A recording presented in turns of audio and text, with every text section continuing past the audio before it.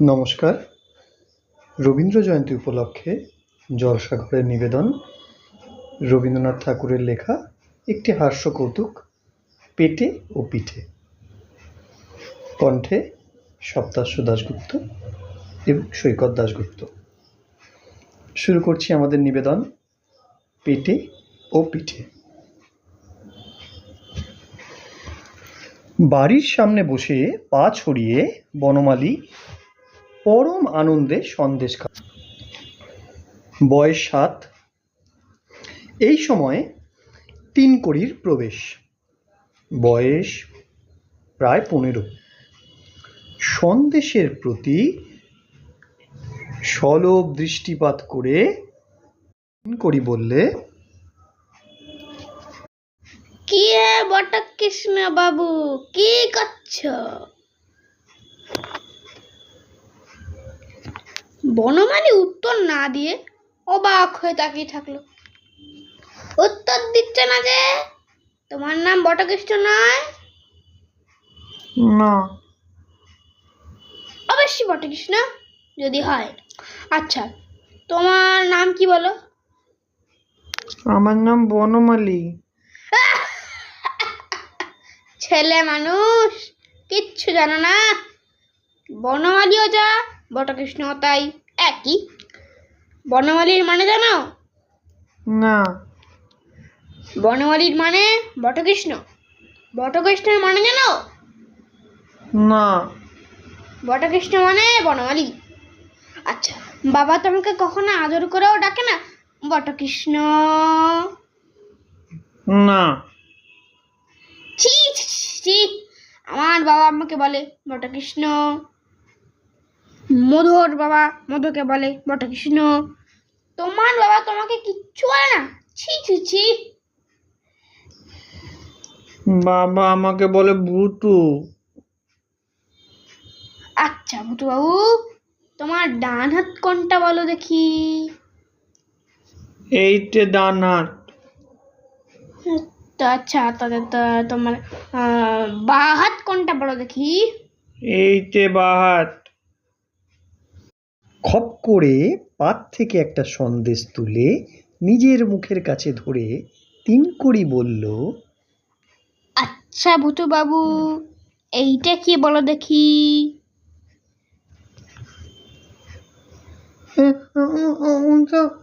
আমার।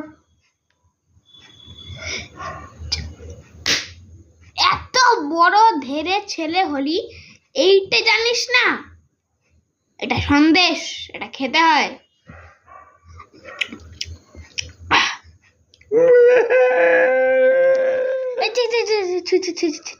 ছি ভূতু বাবু, তোমার জ্ঞান হবে কবে বলো তো? এইটা জানো না? পেটে খেলে পিঠে সয়।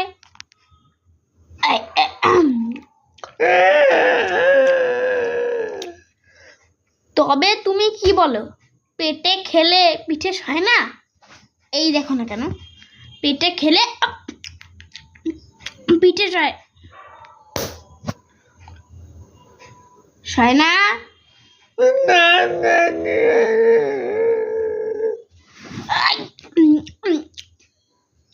তা হবে, তোমার তাহলে সয় না দেখছি।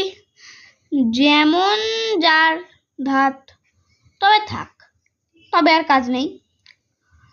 তবে এই স্থির হলো যে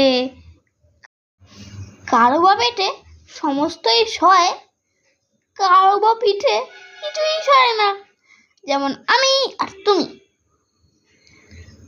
এর মধ্যে বনমালীর বাবার প্রবেশ। কে রে ভূত, কাঁদছিস কেন?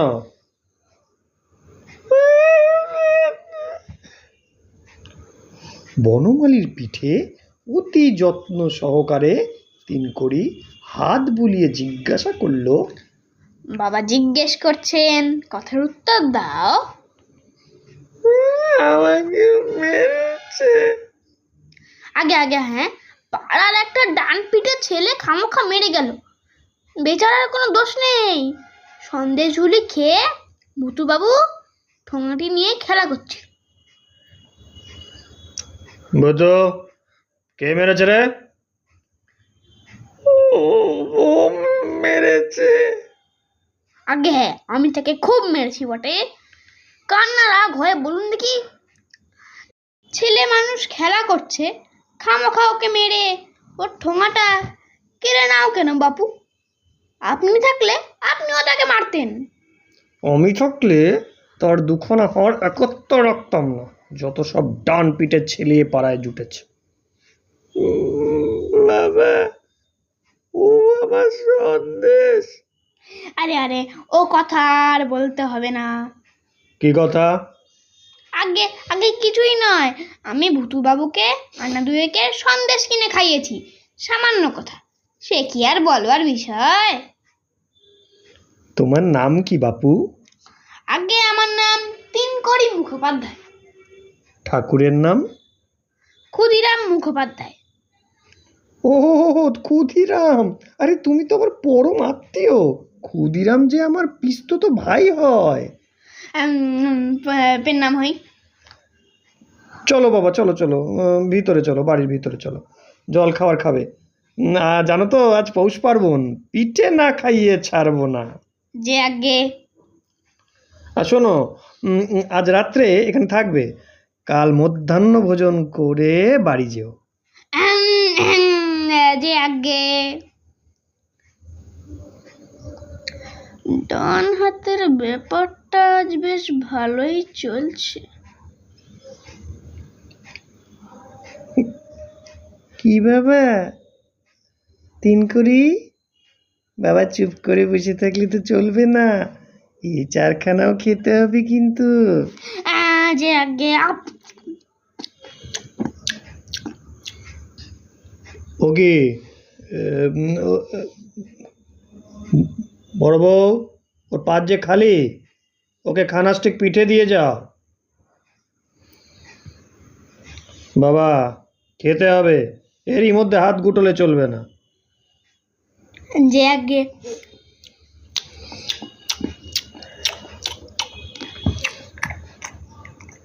ও বউ, তিনকড়ির পাত খালি যে, হা করে দাঁড়িয়ে দেখছো কি? ওকে খান দশেক পিঠে দাও। লজ্জা করো না বাবা, ভালো করে খাও। যে আগে পিসামশাইয়ের প্রবেশ। বাপু, তোমার খাওয়া হলো না দেখছি। এই দিয়ে যা, দিয়ে যা, দিয়ে যা, এদিকে দিয়ে যা, পাতে খান 15 পিঠে দে।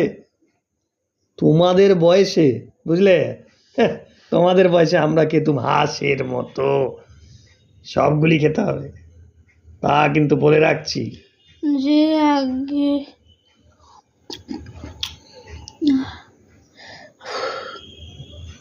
দিদিমা প্রবেশ করলেন এবার। ও বউ, পিঠে তো সব পুড়িয়ে গেছে, আর একখানাও বাকি নেই। কি হবে মা, কি আর হবে? এই বলে দিদিমা তিনকড়ির পাশে গিয়ে বসলেন। বসেই তার পিঠে এক জোরে কিল মারলেন। পিঠে আর খাবে? আগে না, আগে না। সে কি কথা, আর দুটো খাও। আগে না, ওরে বাবারে, আর আবশ্যক নেই। বাবারে,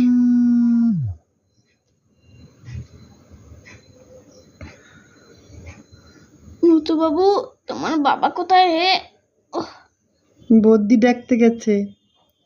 আর বদ্যি ডেকে হবে কি? ওষুধ খাবো, তার জায়গা কোথায়? তোমার পিঠে কি হয়েছে তিনকড়িদা? যাই হোক গে, কাল তো আমাকে যা শিখিয়েছিল মনে আছে তো? মনে আছে। বলো দেখি। পেঁচে খেলে পিঠে সয়। আজ আরেকটা শেখাবো, কথাটা মনে রেখো, পিঠে খেলে পেটে শোয় না।